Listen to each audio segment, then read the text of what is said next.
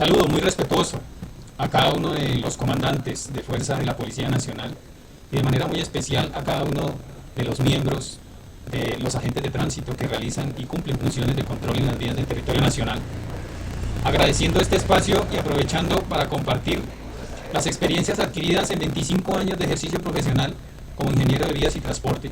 y 10 como abogado litigante, que nos han permitido interactuar en esta labor del control de tránsito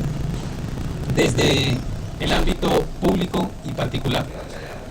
en el cual nosotros hemos identificado un universo de normas jurídicas, pero principalmente para las funciones de tránsito, aquellas que se incluyen en el Código Penal colombiano, que no son ajenas precisamente a todas las consecuencias de las distintas actuaciones que realizan los funcionarios públicos. Es así que se tiene que en Colombia es definido el delito bajo la concurrencia de unos presupuestos de tipicidad, antijuricidad y culpabilidad, con el cual se enmarcan a todos los servidores públicos, incluyendo, claro está, a los miembros de la fuerza pública, en este caso de la Policía Nacional. Las modalidades de la conducta punible son de diferente tipo, pero para el caso que nos interesa en la revisión normativa es aquella que define el dolo como la conducta del agente cuando conoce los hechos constitutivos de la infracción penal y a pesar de ello quiere su realización. Entonces tenemos que existe para esas conductas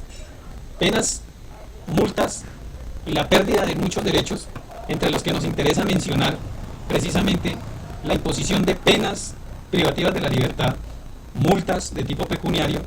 y obviamente la inhabilidad para el ejercicio de derechos y funciones públicas, con aquello que especialmente contempla el artículo 45 para los funcionarios públicos, que es la pérdida del empleo o el cargo público.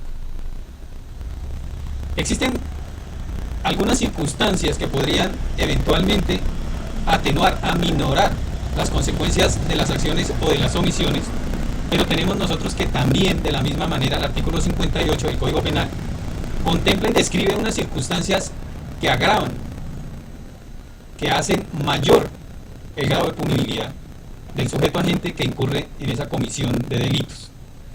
Es así que se tiene, como algunas de ellas, haber ejecutado la conducta por un motivo fútil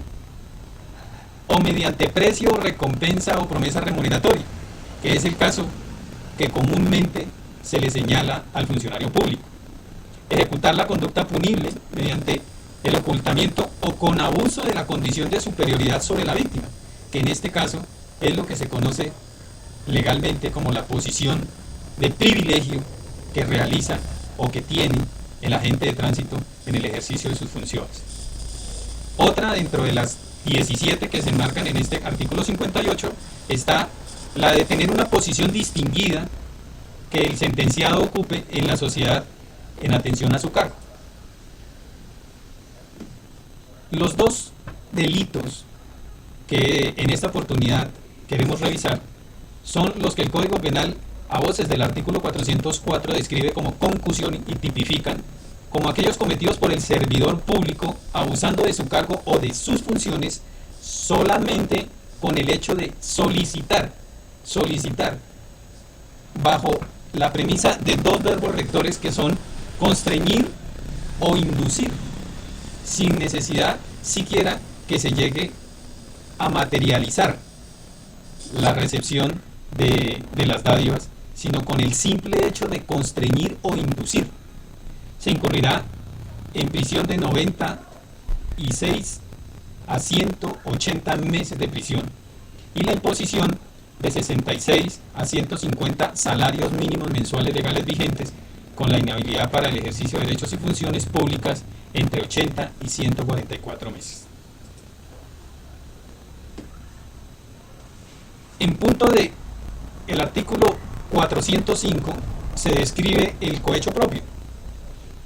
que se describe como la conducta cometida por el servidor público que reciba, atención al verbo rector en la comisión de este delito, recibir para sí o para otro dinero o utilidad, o acepte simplemente la promesa para retardar o omitir un acto propio de su cargo o para ejecutar uno contrario a sus deberes. Es decir, el cohecho propio se da cuando, llegado el caso, colocado como ejemplo, el funcionario público, en este caso un agente de tránsito, aceptara simplemente la promesa futura